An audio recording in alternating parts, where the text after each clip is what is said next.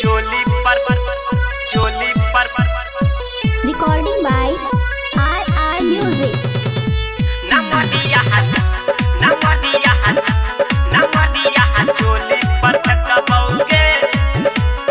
चोली पर कबौगे नमदिया कह जियो सहचे एला छौरी नहचे हे कह जियो साचे एला छौरी नाचे तबत मन ले उठा घघरिया नमरिया चोली पर कबौगे नाच हम तोहार देखबौगे नमरिया चोली पर कबौगे नाच हम तोहार देखबौगे कह जियो सहचे एला छौरी नहचे हे कह जियो साचे एला छौरी नाचे तबत मन ले उठा घघरिया नमरिया चोली पर कबौगे नाच हम तोहार देखबौगे नमरिया चोली पर कबौगे नाच हम तोहार देखबौगे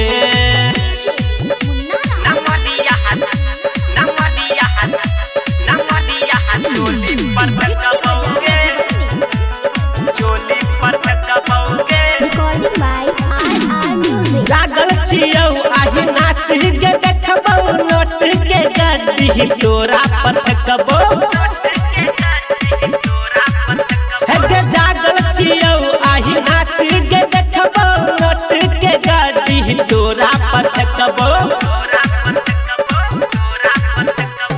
अपन जवानी के चटनी चटा दे घगरी उठा के टंगड़ी देखा दे भरल पूरल छौ तोहर जवानी कथी चौए कर राज बता दे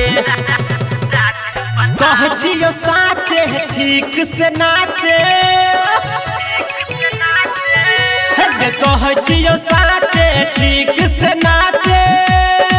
तबत मन ले उठा घघरिया नमरिया चोली पर कबौगे नाच हम तोहार देखबौगे नमरिया चोली पर कबौगे नाच हम तोहार देखबौगे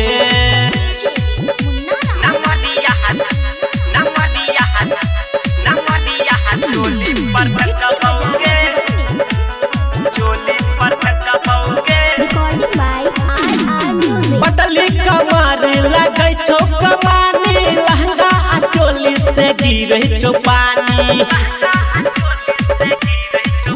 हे पतली कमर लगै छौ कमानी लहंगा आ चोली से गिरै छौ पानी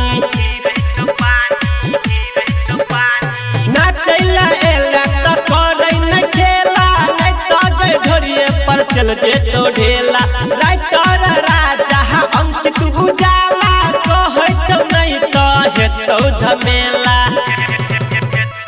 एना नहीं हूँ मच गई ठीक से नाच गए एना नहीं हूँ मच गई ठीक से नाच गए तबत मन ले उठा घघरिया नमरिया चोली पर कबौगे नाच हम तोहार देखबौगे